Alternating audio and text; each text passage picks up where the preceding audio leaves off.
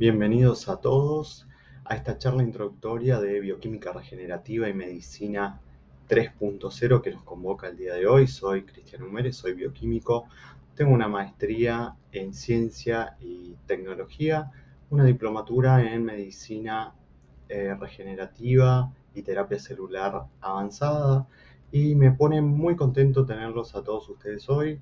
Veo que hay muchos participantes y sobre todo que se vayan sumando a esta nueva área de incumbencia profesional que es la bioquímica regenerativa. Para comenzar, les propongo que veamos la agenda que nos convoca hoy y sobre todo me interesa que en esta charla nos queden claros conceptos fundamentales de la medicina regenerativa y la bioquímica regenerativa y sobre todo haciendo especial hincapié en el foco del rol del bioquímico en las terapias regenerativas, que podamos comprender los principales mecanismos biológicos que van a afectar la regeneración celular y estamos hablando de inflamación, oxidación y sobre todo el metabolismo. También me interesa que podamos ver las aplicaciones clínicas de la bioquímica regenerativa y sobre todo discutir los desafíos y las perspectivas a futuro en el área de bioquímica regenerativa. Sin más y para comenzar con esta charla, siempre me gusta comenzar con un poco de historia, ¿no? Para ponernos en contexto, para comprender desde dónde nace la bioquímica regenerativa, cuáles son sus raíces. Y tenemos que decir que cuando hablamos de medicina regenerativa siempre suena a futuros, ¿no? Y como ya lo dijeron varios artistas, el futuro ya llegó y llegó hace rato. Entonces, esto es lo que vamos a explorar hoy. Y para ello tenemos que entender que la medicina regenerativa nace como un paraguas interdisciplinario que integra la biología celular, la ingeniería de tejidos, biomateriales, factores de crecimiento, inmunología, tecnologías de fabricación para restaurar la estructura, la función o potenciar los mecanismos endógenos de reparación.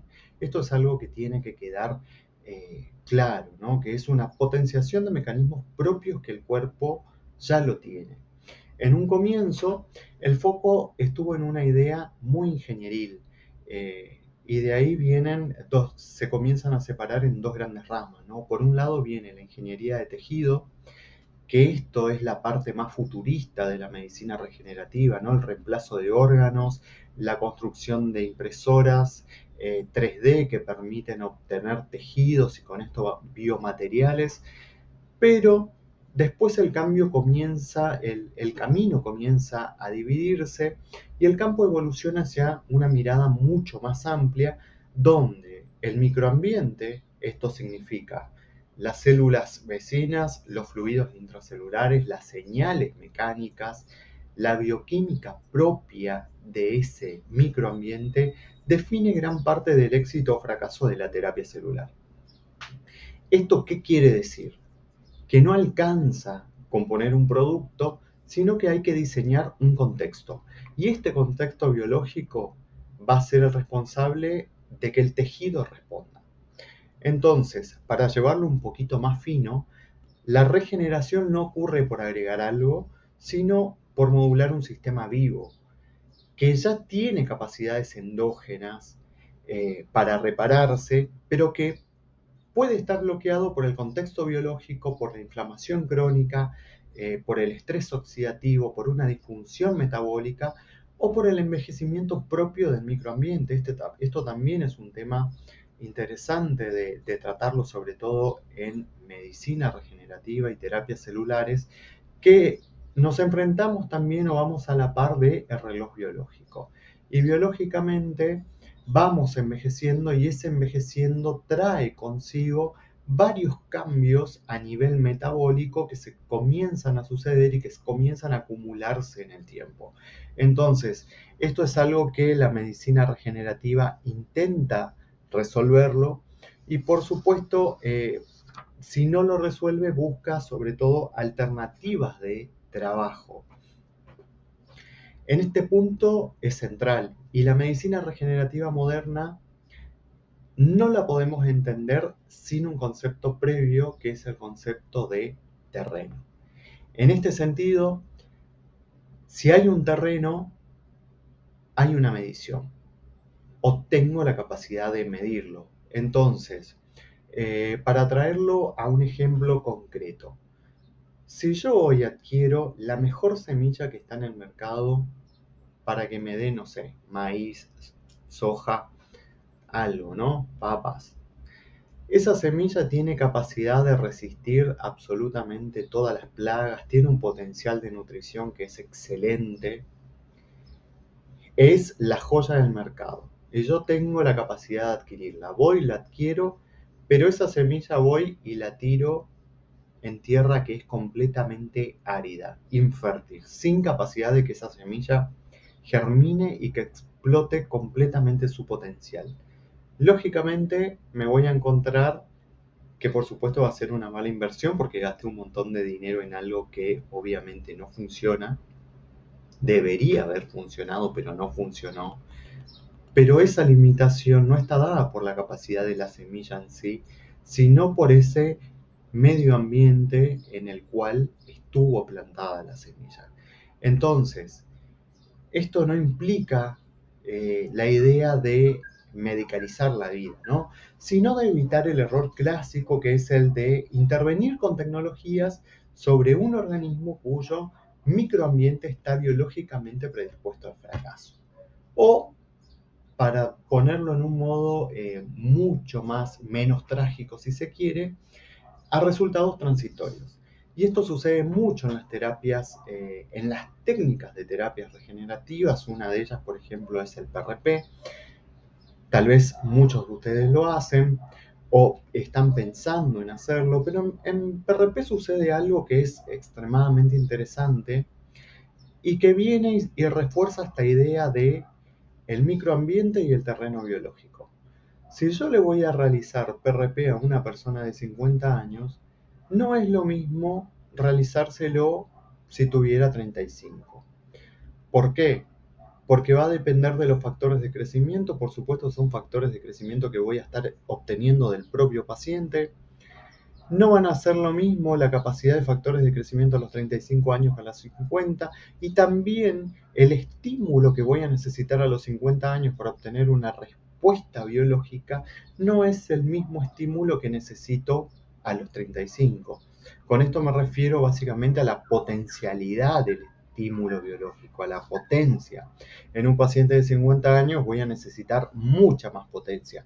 Entonces, muchas veces me encuentro con comentarios de pacientes que se hicieron PRP, que no les resultó, que les resultó transitoriamente, que no están seguros si probarlo, y a veces vemos que se tratan meramente de técnicas estandarizadas, ¿no? Porque lo vi en un curso, entonces de repente me dijeron que tengo que centrifugar a tal velocidad y con eso obtengo 1.000.000 de plaquetas. Lo que tengo que tener en claro es que tal vez ese 1.000.000 de plaquetas funcione para una persona de 35 años, pero no funciona necesariamente para una persona de 50 a 55 años. Entonces, acá ya comienza a introducirse ideas para ponernos a pensar del entorno biológico al cual está expuesta esa persona. Y por supuesto, ni hablar de todo lo que ocurre alrededor, ¿no? De la evaluación previa del terreno biológico, si es que la realicé o no. Y ahí voy a ver y voy a estar evaluando básicamente la potencialidad del resultado. Pero bioquímica regenerativa no se trata únicamente de PRP o biomateriales o de células madres.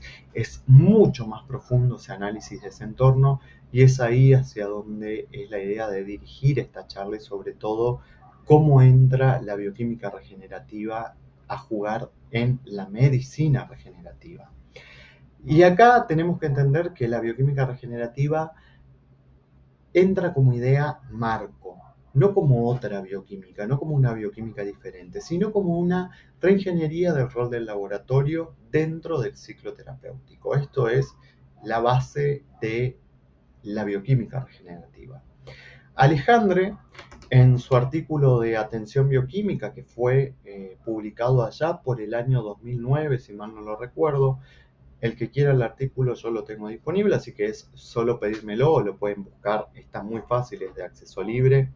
Ella plantea el rol del nuevo ejercicio profesional del bioquímico y anticipa ya en cierta forma este cambio de paradigma desde donde plantea pasar de un eje centrado netamente en la técnica analítica a un eje centrado en el paciente, con un énfasis que está explícitamente dirigido a optimizar las etapas preanalítica y posanalítica. Esto básicamente una buena entrevista previa con el paciente para conocer absolutamente todo, toda la información relevante que se pueda extraer de ese proceso, controlar, por supuesto, y adecuar el pedido si es necesario. Y por último, en la etapa posanalítica, una de las más importantes o la más importante de todo el proceso, integrar e interpretar orientada a una conclusión clínicamente útil.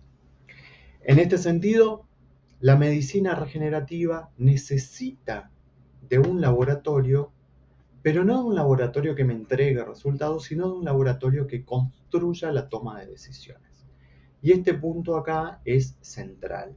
Si la medicina regenerativa busca resultados clínicos, la bioquímica regenerativa tiene que aparecer como un brazo del laboratorio que permita que estos resultados, no solo desde la etapa analítica, que es donde más se especializó el bioquímico en este último tiempo, donde nos encargamos de que sea reproducible, de que sea medible, de que sea controlable, sino de hacer especial hincapié en etapas preanalíticas y posanalíticas, las cuales me van a permitir a mí sostener todo el resultado.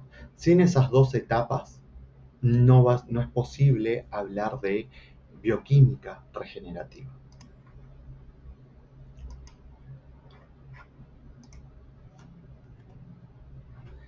Ahora viene una idea que me gusta mucho porque nos invita a movernos del molde, a movernos del modelo y de pensar, y es esta jaula conceptual en la que se encuentra el bioquímico, y básicamente es lo que lleva a la crisis del modelo industrializado.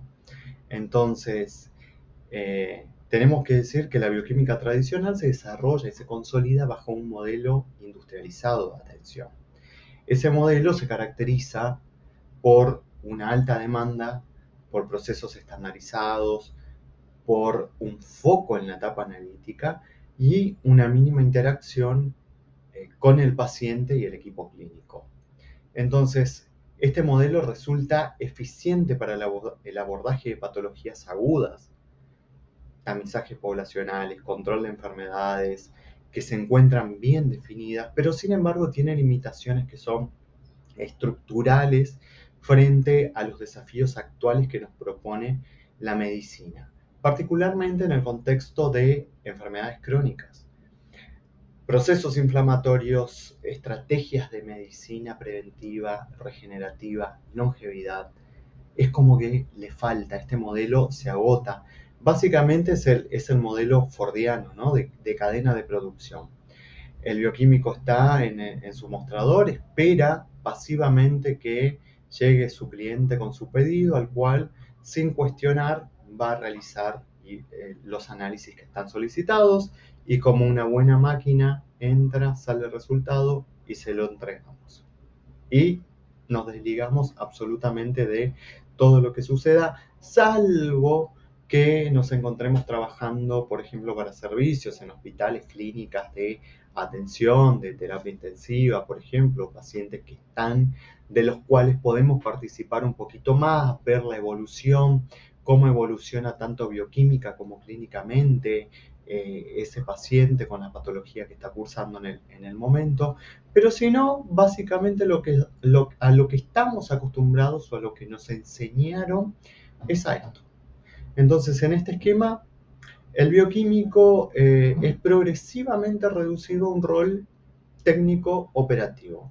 Se centra básicamente o exclusivamente en la ejecución analítica, asegurando la calidad, relegando sobre todo la formación en fisiología, bioquímica, metabolismo y la interpretación clínica a un control de equipos. Antes podríamos decir que controlábamos reactivos, que estábamos viendo más pendientes de la técnica, pero hoy básicamente somos operadores técnicos de grandes equipos que en su mayoría hoy ya vienen con inteligencia artificial integrada, lo cual dispara alarmas críticas en momentos y nos ayuda a relajarnos más. Entonces, tenemos que también pensar esto. Continuando, tenemos que decir que las etapas que todos reconocemos, pero que nadie ejerce, en este sentido aparece una paradoja que es sumamente clara. La propia literatura bioquímica reconoce que la mayor parte de los errores diagnósticos ocurren en las etapas preanalíticas y posanalíticas. Esto es, la mayor cantidad de errores no ocurre en la etapa analítica, para la cual estamos ampliamente preparados y en la cual tenemos o está dirigida la formación concreta. Y también reconoce que el verdadero valor clínico del laboratorio se consolida en la etapa de consolidación del análisis, donde básicamente lo que estamos dando es la interpretación de ese dato analítico. Sin embargo, en la práctica diaria seguimos poniendo casi toda la energía, nuestro, por supuesto, reconocimiento y la formación en la fase analítica. La preanalítica y la post quedan relegadas como si fueran netamente detalles administrativos o un extra opcional. Esto también hay que decirlo, no pasa porque falte una normativa ni porque falte evidencia científica, sino que pasa porque aceptamos un modelo que fragmenta el acto bioquímico, cuando en realidad el acto bioquímico es un proceso continuo. Empieza antes de la extracción y termina recién cuando alguien entiende qué significan esos resultados que estamos entregando a los pacientes en el momento de emitir ese informe. En este sentido, tenemos que decir que la paradoja profesional del bioquímico, y acá viene seguramente una de las partes más incómodas, pero también más honestas, el bioquímico tiene una formación que es muy profunda en fisiología, en bioquímica, en metabolismo, entiende de inflamación, entiende de oxidación, de señalización celular, sabe leer interacciones complejas entre sistemas y tiene probablemente una de las formaciones más sólidas en lo que es el funcionamiento interno del organismo. Pero en la práctica cotidiana muchas veces renuncia a usar este conocimiento y se refugia únicamente en la etapa analítica.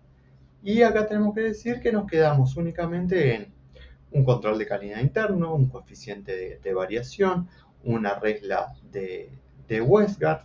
Y acá tenemos que decir que un bioquímico que está muy dirigido a un área analítica no puede funcionar correctamente o ejercer lo que es la bioquímica regenerativa o la medicina regenerativa. La medicina regenerativa necesita un poco más. Y también es una paradoja dolorosa, pero real, porque tenemos el conocimiento, pero no siempre lo ejercemos. Y para la bioquímica clásica tal vez esto sea útil, pero para la bioquímica regenerativa, como lo decía, sin la intención de ser reiterativo, claramente no.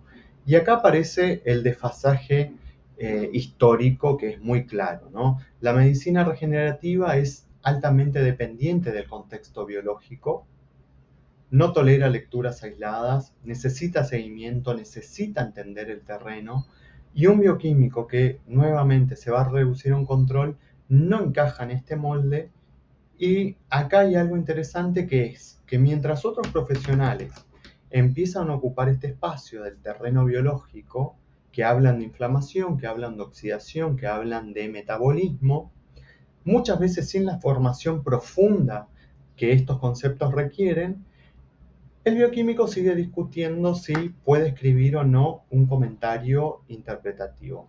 Entonces, en este sentido es donde tenemos que hacer mucho mayor hincapié.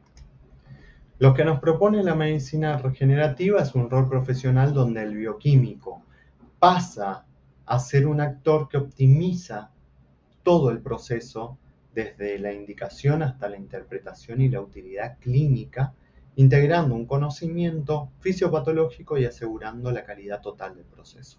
Entonces, en medicina regenerativa, este nuevo rol se vuelve aún más crítico porque muchos abordajes dependen de variables biológicas y técnicas, esto es, calidad de muestra, variabilidad interindividual, trazabilidad, estandarización, contaminación, viabilidad, activación. Son muchos procesos biológicos que hay que controlar y sin esto el resultado clínico se vuelve básicamente inestable. Entonces, la bioquímica regenerativa en este sentido no va a esperar pasivamente el pedido, se integra al cuidado longitudinal del paciente, no se limita únicamente a la etapa analítica y gana valor en las etapas descuidadas, que esto es en la pre y en la post. Tenemos que decir que en la evaluación preanalítica hay no solo una revalorización, sino que deja de ser un trámite operativo y se convierte en un acto estratégico. Dejamos de estar enfrente al mostrador recibiendo lo típico que hacemos todos los días y pasamos a buscar a ese paciente, a salir a buscar al paciente y no solo salir a buscar al paciente, salir a buscar al profesional médico también. En este caso, y acá también tenemos que el bioquímico muchas veces tiene una actitud que es bastante pasiva, ¿no? Está a la espera. Y tampoco podemos después quejarnos de los resultados que nosotros mismos estamos generando si no tenemos esa capacidad de diálogo, de salir al profesional y decirle, mira, tengo estos nuevos estudios que están disponibles, hay estos nuevos indicadores, marcadores biológicos que te van a permitir controlar mejor diversas patologías, ya sea diabetes, hipertensión, síndromes metabólicos diversos, hipertiroidismo, tiroidismo, en general afecciones de la glándula tiroidea. Entonces, estas son cuestiones que tengo que salir y también poder mostrar y decir, tengo mejores marcadores que a vos te van a permitir una mejor estrategia en tu paciente, mejores resultados, el paciente mejora, porque acá también hay que decirlo, la medicina 3.0 es una evolución de la medicina tradicional, donde el paciente deja de ser pastilla dependiente o farmacéuticamente dependiente, donde ya no quiere ir, sentarse y decirle que el médico le diga, mira, tenés hipertensión, tomate esta pastilla y se termina la historia. Si querés hacer un poco de actividad física, controlate la dieta, pero el paciente ya no busca esa condena diagnóstica de quedarse con que va a ser hipertenso toda la vida, diabético toda la vida, que va a sufrir obesidad toda la vida. Entonces, esto acá es interesante. Hay también un cambio en la conciencia de las personas, sobre todo por lo que es los nuevos estilos de vida y las expectativas en estilos de vida, que esto resulta importante, ¿no? Antes podíamos, ya a los 65 años estábamos jubilados y éramos todos unos viejos que nos íbamos a dedicar prácticamente a mirar novelas y a estar sentados en un sofá. Hoy ya con todas estas nuevas tecnologías, con todo lo que tenemos a nuestro alcance, 65 años es básicamente nada. Podríamos decirlo que las personas hoy se están sintiendo en su mejor momento, 60 años, dicen, y yo quiero más y quiero vivir más y mejor. Entonces a esa medicina también estamos apuntando, ¿no? Una medicina que está más centrada en las expectativas y las realidades del paciente que a una medicina de pastillas directamente, donde nos tienen básicamente medicados, controlados. No puedo dormir, tomo esta pastilla, no, sin tratar siquiera el problema base del paciente, que es preguntarle por qué no puede. Y en este caso entender la salud como un todo, no únicamente como el signo síntoma biológico del momento, sino poder entenderla con mucho más contexto.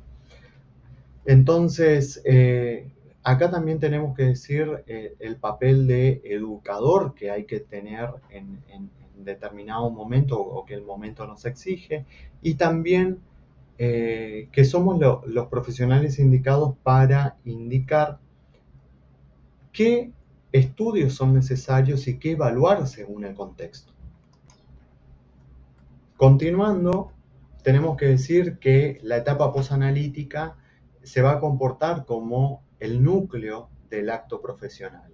Y en este sentido tenemos que decir que muchas veces nos encontramos con los pacientes que una vez que llegaron, se hicieron los estudios, pasan por el laboratorio a buscarlos, se encuentran con un informe que tiene un montón de valores y al lado hay valores de referencia que dice que tengo que estar entre esto y esto, entonces el paciente mínimamente se va a mirar a ver si está medio normal y bueno, dice, sí, todos los análisis me dieron bien, pero acá lo que hay que entender es los análisis me dieron bien en qué contexto, porque estos datos que se consideran normales pueden ser normales, no sé, con la definición de normal que se tomaron estos estudios.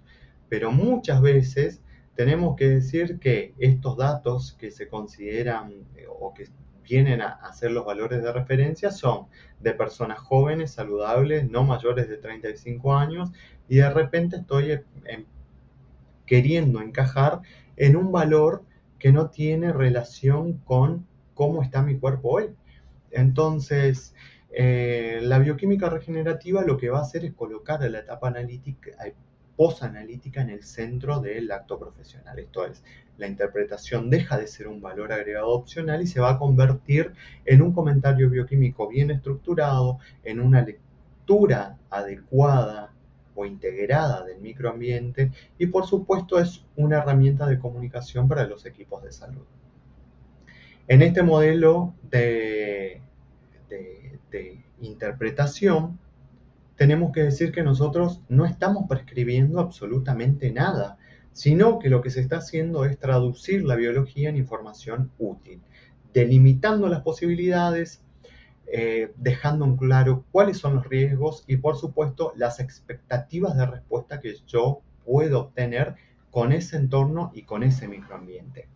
Entonces, la literatura sobre comentarios interpretativos también refuerza esto. La etapa posanalítica no es un adorno, es una parte creciente de la tarea bioquímica, porque clarificar el significado y comunicarlo de manera útil es inseparable de la calidad asistencial.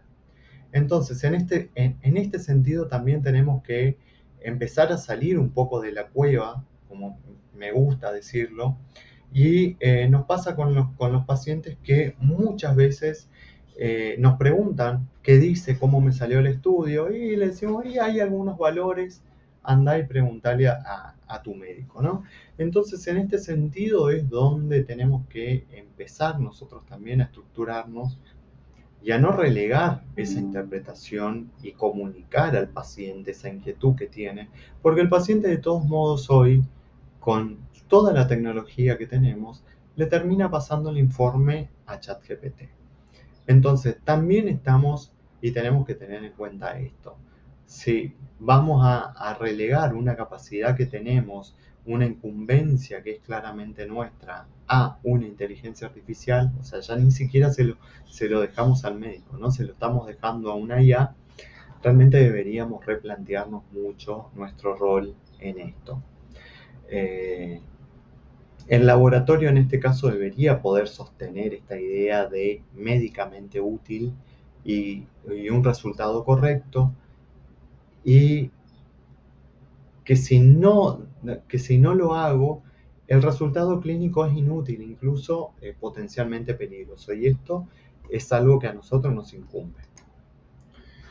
Un ejemplo muy concreto de esto, y sin entrar en la idea de PRP, puede ser que un paciente se vaya a realizar una intervención regenerativa, donde nosotros como bioquímicos vamos a informar que hay una inflamación crónica de bajo grado, que hay estrés oxidativo sostenido, que metabólicamente el paciente se encuentra inflamado y que hay baja capacidad adaptativa. Entonces, nuestro informe podría al final reflejar algo o decir algo como el perfil bioquímico evidencia un terreno inflamatorio y oxidativo, en este caso activo, que podría limitar la capacidad de respuesta a estímulos regenerativos y afectar la sostenibilidad del resultado.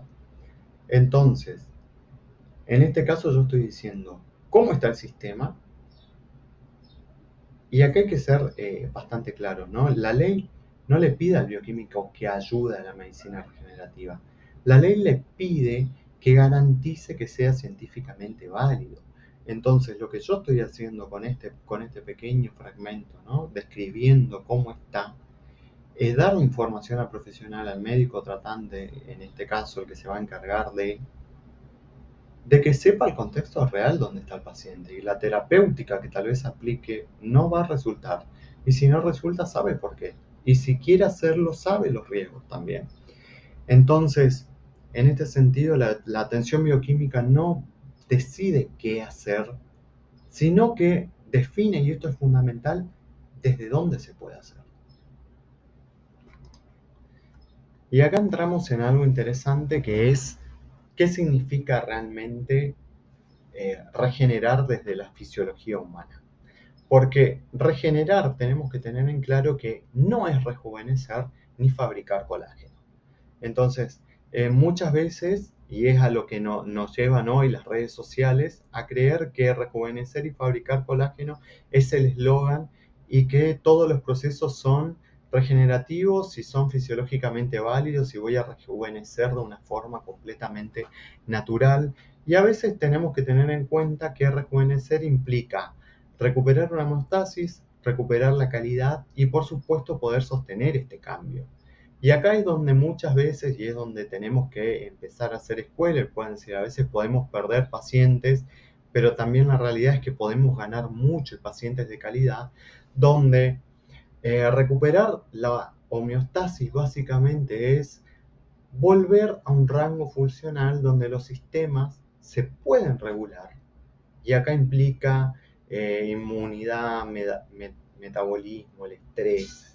Y esto me va a sacar a mí de estar en un modo de alarma permanentemente.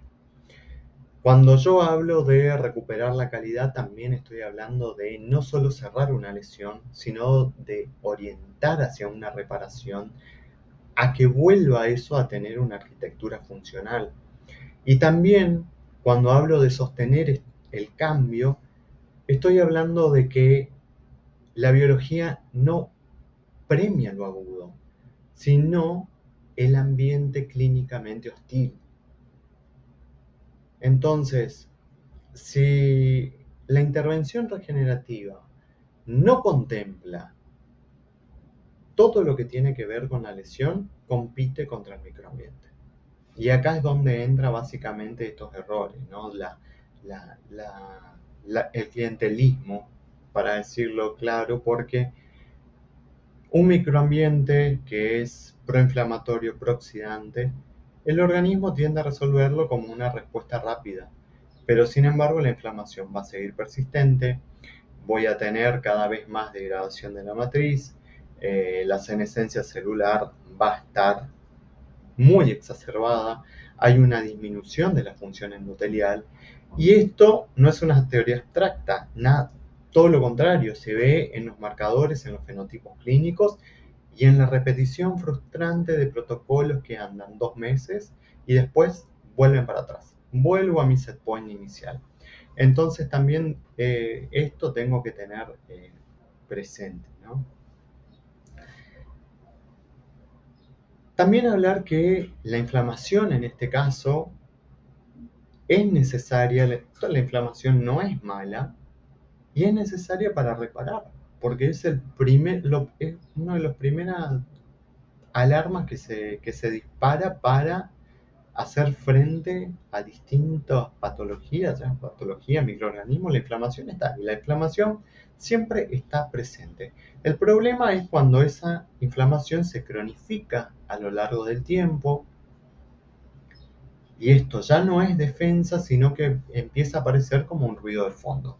Entonces estas cuestiones son las que tengo que aprender a manejar. Por ejemplo, en el contexto de obesidad y de complicaciones metabólicas, el tejido adiposo juega un rol que es espectacular. Es un actor endocrino e inmune como no hay otro. Entonces, lo voy a tener al tejido adiposo secretando mediadores todo el tiempo, alterando la sensibilidad a la insulina, alterando la sensibilidad a hormonas, contribuyendo cada vez más al estrés oxidativo, y con esto yo voy a tener, por supuesto, bioquímicamente hablando y viéndolo, a una elevación de marcadores inflamatorios, a un mayor riesgo cardiometabólico. Entonces no es algo, no es para atenderlo o no tener en cuenta la estructura corporal del paciente. La inflamación en este caso va a pasar de un marcador aislado a un proceso dinámico. Y acá tenemos también que tener en cuenta a veces de los pocos marcadores de inflamación que nos piden, vemos que nos piden PCR. Y muchas veces el médico pide PCR porque escuchó que tiene que pedir PCR. Y sabemos que la PCR tradicional que está pidiendo no es la PCR que me va a medir el marcador de inflamación. En este caso debería ser una PCR ultra sensible. Y sin embargo, eso lo dejamos pasar. Nos pidió PCR, se le hace PCR. No, tampoco le llamamos y le decimos, te corrijo. Error del bioquímico más si va a ser bioquímica regenerativa. Esto tiene que tenerlo claro. Una PCR ultrasensible, normal, alta, no necesariamente me va a estar hablando a mí de una inflamación resuelta. Una ferritina elevada no significa únicamente hierro. Después, la relación de neutrófilos, linfocitos, como una señal sistémica, no la puedo entender como una simple relación aislada. Entonces, a todo esto tengo que comenzar a darle marco. Y esta interpretación no es medición. La interpretación pasa a ser nuevamente, como les vengo diciendo, incumbencia puramente exclusiva del profesional bioquímico.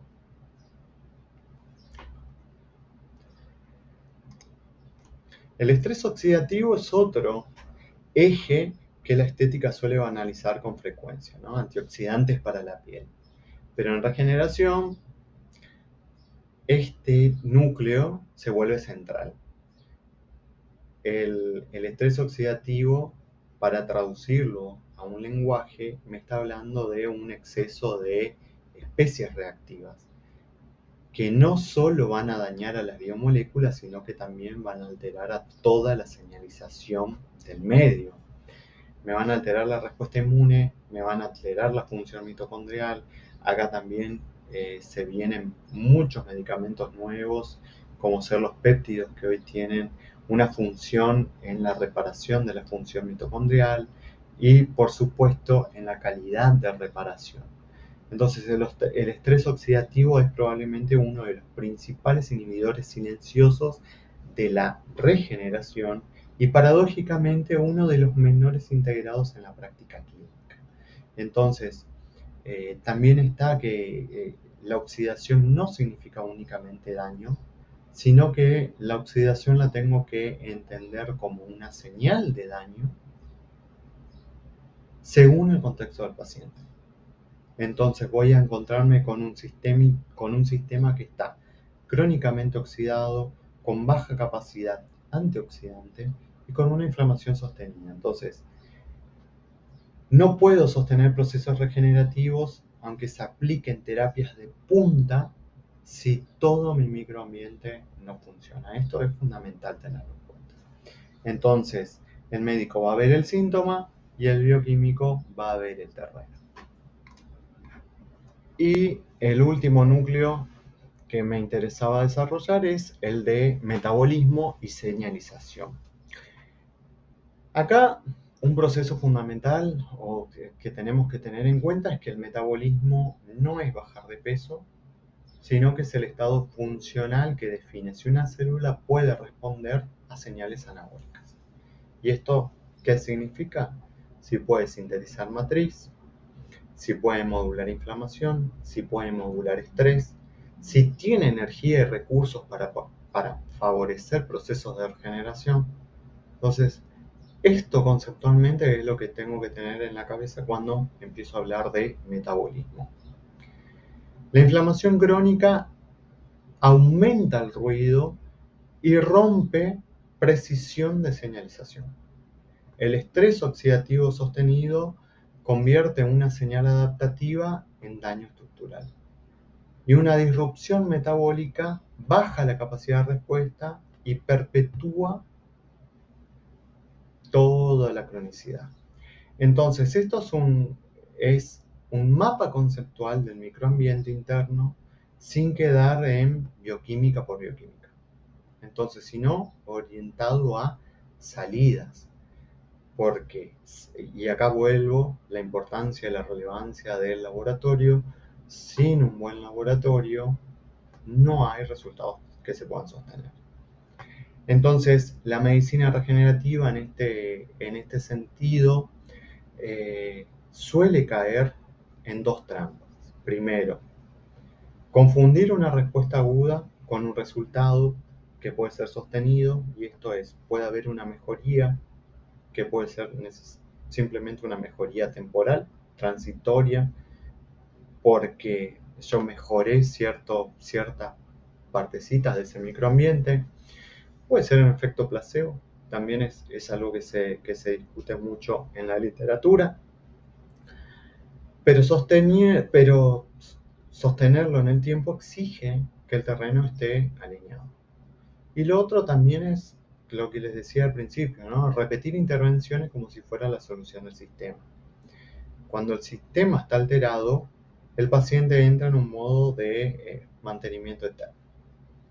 Entonces, cada tantas semanas tengo que venir y repetir la técnica porque me desconfiguré. Entonces, estoy volviendo a mi set point inicial, al set point técnico, ¿no? Siempre la base desde la que partí.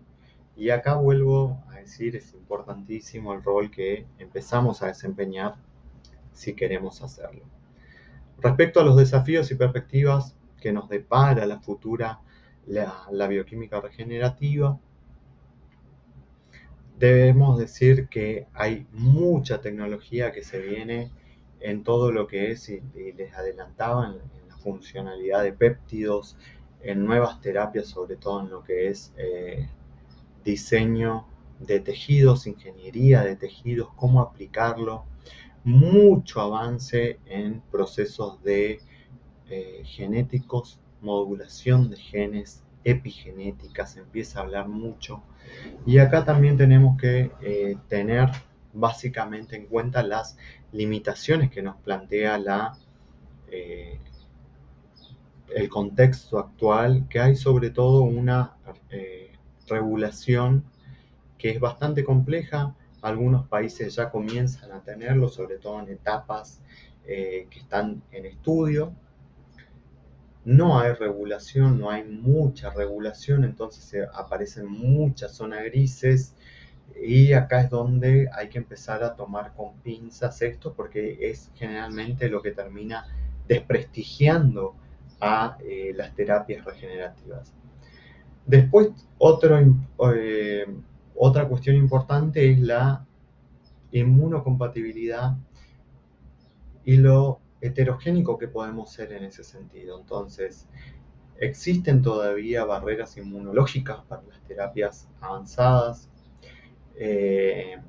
Hay mucha variabilidad interindividuos, hay mucha variabilidad en lo que es la activación innata en el microambiente. Entonces, estas son consideraciones que tenemos que tener en cuenta a la hora de evaluar correctamente terrenos, terapias, prácticas. Y Sobre todo, para ir finalizando, destacar que la bioquímica regenerativa impulsa la medicina y nos permite o permite a la medicina tener una comprensión profunda de los procesos moleculares, celulares, de medio ambiente, ya estuvimos viendo los tres, y la aplicación clínica que voy a tener y sobre todo la lectura crítica que esto me va a permitir. Entonces, esto es solo la introducción de qué es bioquímica regenerativa y la intención es avanzar mucho más y desglosar para poder tener más y mejores procesos y etapas de evaluación que podamos ofrecer tanto a médicos como a pacientes.